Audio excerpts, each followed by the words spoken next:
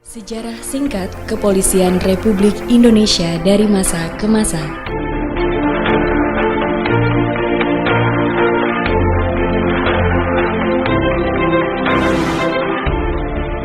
Bermula dari masa kerajaan. Bibit awal mula terbentuknya kepolisian sudah ada pada zaman Kerajaan Majapahit. Pada saat itu, Pati Gajah Mada membentuk pasukan pengamanan yang disebut dengan Bayangkara, yang bertugas melindungi raja dan kerajaan. Maka dari itu, hingga saat ini sosok Gajah Mada merupakan simbol kepolisian Republik Indonesia. Dan sebagai penghormatan, Polri membangun patung Gajah Mada di depan kantor Mabes Polri dan nama Bayangkara dijadikan sebagai nama pasukan kepolisian.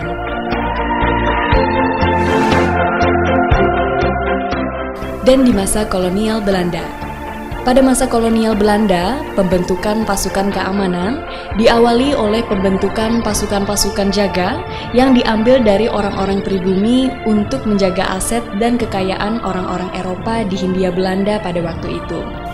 Pada tahun 1867, sejumlah warga Eropa di Semarang merekrut 78 orang pribumi untuk menjaga keamanan mereka.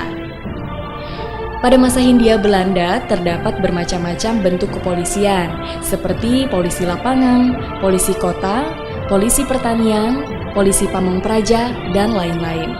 Sejalan dengan administrasi negara waktu itu, pada kepolisian juga diterapkan pembedaan jabatan bagi bangsa Belanda dan pribumi. Pada dasarnya, pribumi tidak diperkenankan menjabat bintara, inspektur, dan komisaris.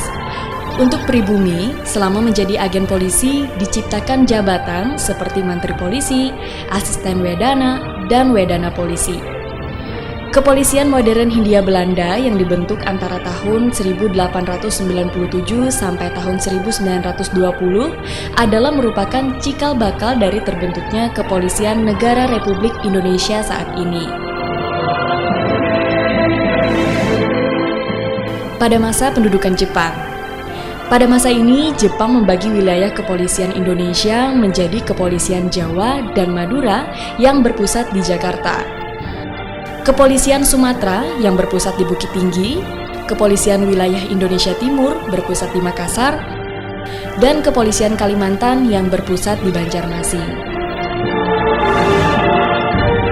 Kemudian berlanjut pada awal kemerdekaan Indonesia, yaitu pada periode tahun 1945 sampai tahun 1950. Tidak lama setelah Jepang menyerah tanpa syarat kepada sekutu, pemerintah militer Jepang membubarkan PETA dan Gyugun, sedangkan polisi tetap bertugas, termasuk waktu Soekarno-Hatta memproklamasikan kemerdekaan Indonesia pada tanggal 17 Agustus 1945. Secara resmi, kepolisian menjadi Kepolisian Indonesia yang merdeka.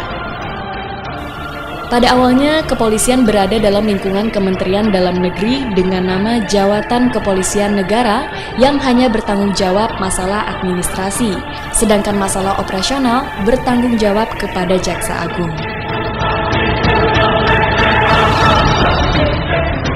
Kemudian diteruskan pada masa Orde Lama. Waktu Presiden Soekarno menyatakan akan membentuk ABRI yang terdiri dari Angkatan Perang dan Angkatan Kepolisian, Raden Said Sukanto Tjokrodiatmodjo menyampaikan keberatannya dengan alasan untuk menjaga profesionalisme kepolisian. Pada tanggal 15 Desember tahun 1959, Raden Said Sukanto Tjokrodiatmodjo mengundurkan diri setelah menjabat Kapolri atau Menteri Muda Kepolisian, sehingga berakhirlah karir Bapak Kepolisian Republik Indonesia tersebut sejak tanggal 29 September tahun 1945 hingga tanggal 15 Desember tahun 1959. Lalu pada masa Orde Baru. Karena pengalaman yang pahit dari peristiwa G30 SPKI yang mencerminkan tidak adanya integrasi antar unsur-unsur ABRI, maka untuk meningkatkan integrasi ABRI pada tahun 1967 dengan SK Presiden nomor 132 pada tahun 1967, tanggal 24 Agustus tahun 1967 ditetapkan pokok-pokok organisasi dan prosedur bidang pertahanan dan keamanan yang menyatakan ABRI merupakan bagian dari organisasi Departemen Hankam meliputi Angkatan Darat, Angkatan Laut, Angkatan Udara, dan Angkatan Kepolisian yang masing-masing dipimpin oleh Panglima Angkatan dan bertanggung jawab atas pelaksanaan tugas dan kewajibannya kepada Menhankam atau Pangap, dan Jenderal Soeharto lah sebagai Menhankam atau Pangap yang pertama. Setelah Soeharto dipilih sebagai presiden pada tahun 1968, jabatan Menhankam atau Pangap berpindah kepada Jenderal Maraden Saul Halomoan Panggabean. Kemudian ternyata betapa ketatnya integrasi ini yang dampaknya sangat menyulitkan perkembangan Polri yang secara universal memang bukan angkatan perang. Dan pada masa reformasi, sejak bergulirnya reformasi pemerintahan pada tahun 1998, terjadi banyak perubahan yang cukup besar, ditandai dengan jatuhnya pemerintahan Orde Baru yang kemudian digantikan oleh pemerintahan reformasi di bawah pimpinan Presiden B.J. Habibie di tengah maraknya berbagai tuntutan masyarakat dalam penuntasan reformasi. Kemudian muncullah tuntutan agar Polri dipisahkan dari ABRI dengan harapan Polri menjadi lembaga yang profesional dan mandiri, jauh dari intervensi pihak lain dalam penegakan hukum.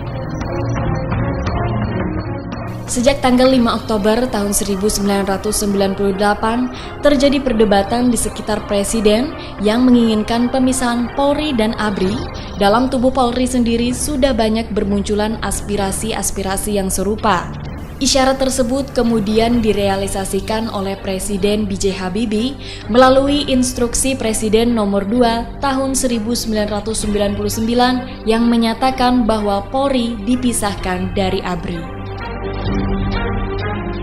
Upacara pemisahan Polri dan ABRI dilakukan pada tanggal 1 April tahun 1999 di lapangan upacara Mabes ABRI di Cilangkap, Jawa Timur. Upacara pemisahan tersebut ditandai dengan penyerahan Panji Tribata Polri dari Kepala Staf Umum ABRI Letjen TNI Sugiono kepada Sekjen Dephankam Letjen TNI Pahrul Raji, kemudian diberikan kepada Kapolri Jenderal Polisi Purnawirawan Rusman Hadi. Maka sejak tanggal 1 April Gus Dur menempatkan Polri di bawah Dephankam. Setahun kemudian keluarlah TAP MPR nomor 6 Romawi tahun 2000 serta ketetapan MPR nomor 7 Romawi garing MPR tahun 2000 tentang peran TNI dan peran Polri. Kemandirian Polri berada di bawah Presiden secara langsung dan segera melakukan reformasi birokrasi menuju polisi yang mandiri, bermanfaat, dan profesional. Pemisahan ini pun dikuatkan melalui amandemen Undang-Undang Dasar tahun 1945 yang kedua, di mana Polri bertanggung jawab dalam keamanan dan ketertiban, sedangkan TNI bertanggung jawab dalam bidang pertahanan. Pada tanggal 8 Januari tahun 2002, diundangkanlah Undang-Undang Nomor 2 Tahun 2002 mengenai Kepolisian Republik Indonesia oleh Presiden Megawati Soekarno Putri.